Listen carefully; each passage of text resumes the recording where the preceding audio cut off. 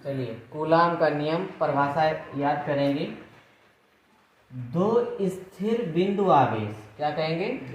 दो स्थिर बिंदु आवेशों के मध्य लगने वाला आकर्षण एवं प्रतिकर्षण बल F। ठीक है, दो स्थिर बिंदु आवेशों के मध्य लगने वाला आकर्षण एवं प्रतिकर्षण बल F दोनों आवेशों की मात्राओं के गुणनफल, यानी दोनों आवेशों की मात्राओं Q1 व Q2 के गुणनफल के अनुक्रमानुपाती तथा दोनों आवेशों के बीच की दूरी, दोनों आवेशों की बीच की दूरी r के वर्ग के व्युत्क्रमानुपाती होता है। ठीक है, याद भी डेफिनेशन।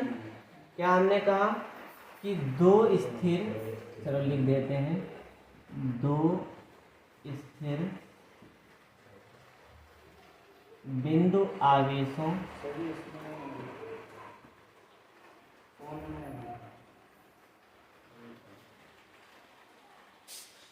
दो स्थिर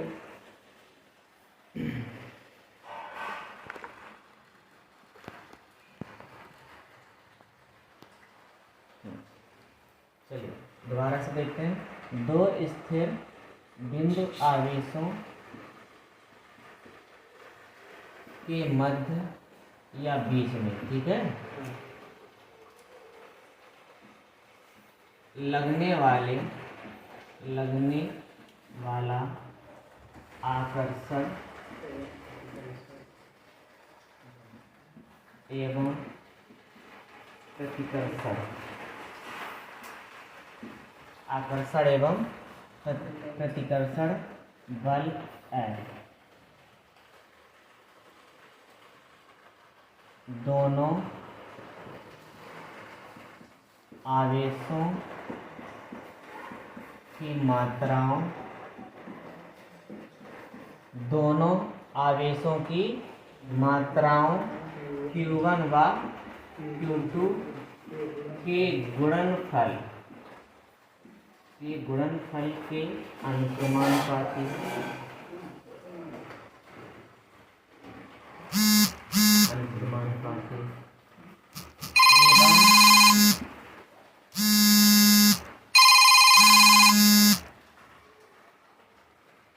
एवं बीच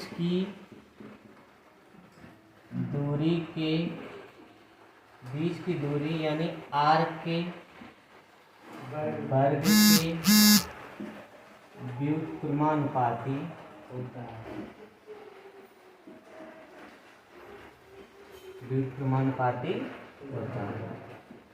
ठीक है, इसे क्या कहते हैं? कूलाम का नियम कहते हैं।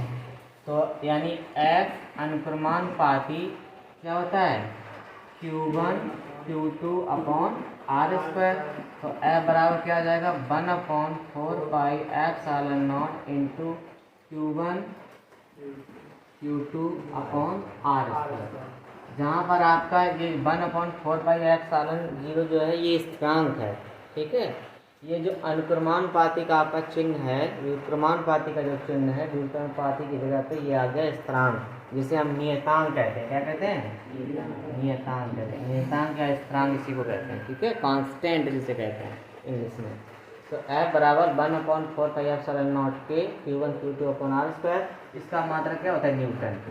तो ये आपका बहुत इंपॉर्टेंट है, तो इससे सवाल लगाए जाएंगे। ठीक है, चलिए नोट कर लीजिए। तो वैद्युत क्षेत्र की तीव्रता की हम लोग परिभाषा याद करेंगे एक चित्र के माध्यम से। ठीक है, ये चित्र सिर्फ आपको याद करने के लिए बनाया गया है। तो कैसे याद करेंगे? वैद्युत क्षेत्र में रखे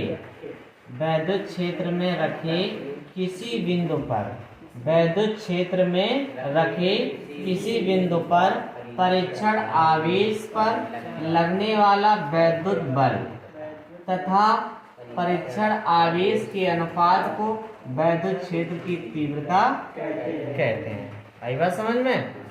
वैद्युत क्षेत्र में रखे किसी बिंदु पर परीक्षण आवेश पर लगने वाला वैद्युत बल तथा परीक्षण आवेश के अनुपात को वैद्युत क्षेत्र की तीव्रता कहते हैं। तो परिभाषा लिखेंगे, वैद्युत क्षेत्र में रखे, वैद्युत क्षेत्र में रखे किसी बिंदु पर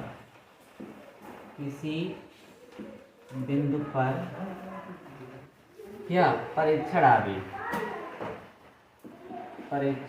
आवेश पर लगने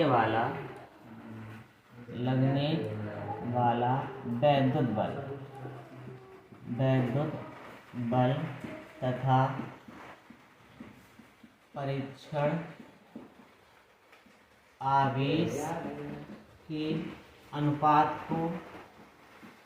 तथा परीक्षण आवेश के अनुपात को वैद्युत क्षेत्र की तीव्रता कहते हैं। वैद्युत क्षेत्र की तीव्रता कहते हैं। इसका मात्रक न्यूटन प्रति कूलाम। ठीक है। तो वैद्युत क्षेत्र में रखे, क्या आप ऐसे बोलेंगे, वैद्युत क्षेत्र में रखे किसी बिंदु पर परीक्षण आवेश पर लगने वाला वैद्युत बल तथा परीक्षण आवेश के अनुपात को वैद्युत क्षेत्र की तीव्रता कहते हैं। सुनाइए आप। वैद्युत क्षेत्र में रखे किसी बिंदु पर परीक्षण आवेश पर लगने वाला वैद्युत बल तथा परीक्षण आवेश के अनुपात को वैद्युत क्षेत्र की तीव्रता कहते हैं। सही है। वैद्युत क्षेत्र में रखे किसी बिंदु पर परीक्षण आवेश पर लगने वाला वैद्युत बल तथा परीक्षण आवेश के अनुपात को वैद्युत क्षेत्र की तीव्रता कहते हैं। चलिए ठीक है, बहुत अच्छे। अगली इम्पोर्टेंट डेफिनेशन है आपकी गॉस की प्रमेय। तो सब लोग ध्यान देंगे, गॉस की प्रमेय कैसे निकालेंगे परिभाषा। ये फिगर हमने आपको सिर्फ याद करने के लिए बनाया है, तो देखेंगे फिगर को और पूरी परिभाषा दिमाग में लाएंगे। ठीक है। किसी बंद पृष्ठ से, क्या कहेंगे, किसी बंद पृष्ठ से गुजरने वाला, देखो ये गुजर रही है, ये क्या गुजर रहा है, वैद्युत फ्लक्स। किसी बंद पृष्ठ से गुजरने वाला वैद्युत फ्लक्स फाई ई, किसी बंद पृष्ठ से गुजरने वाला वैद्युत फ्लक्स फाई ई, उस पृष्ठ के भीतर कुल आवेश Q का 1/ε0 गुना होता है। यही है आपकी गॉस की प्रमेय। क्या हमने बताया, किसी बंद पृष्ठ से गुजरने वाला वैद्युत फ्लक्स फाई ई, उस पृष्ठ के भीतर कुल आवेश Q का 1/ε0 गुना होता है। तो फाई वैद्युत फ्लक्स फाई बराबर Q/ε0, यही आता है। ठीक है। तो परिभाषा हम लिखेंगे, किसी बंद पृष्ठ से होकर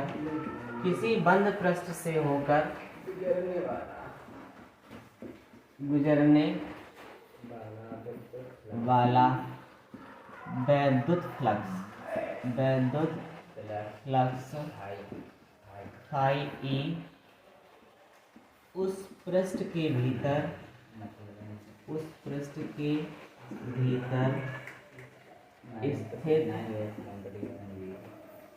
कुल आवेश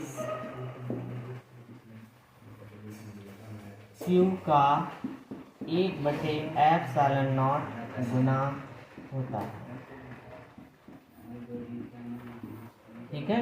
बहुत ही आसान परिभाषा है, आप लोग फिर से याद करेंगे। किसी बंद पृष्ठ से गुजरने वाला वैद्युत फ्लक्स फाई ई, उस पृष्ठ के भीतर स्थित कुल आवेश Q का 1/ε0 गुना होता है। अगर आपको अभी भी परिभाषा याद ना हुई हो तो वीडियो को बार बार रिपीट करो जब तक याद ना हो जाए। ठीक है। तो बार बार इसको बहुत ही जल्दी आपको याद हो जाएगी। बहुत इम्पोर्टेंट डेफिनेशन है। करीब ये 7-8 बार परीक्षा में आ चुकी है, 2012, 2013, 14, 15, 16, 19 और 20, 20 मतलब 21, ठीक है। 21, 20 में जब पेपर नहीं, जो भी समझ लो, 20 में 19 वाले 20 में पेपर देते भाई वाले, ठीक है, 22 में, ठीक है। यहाँ तक आपको इतना क्लियर होगा।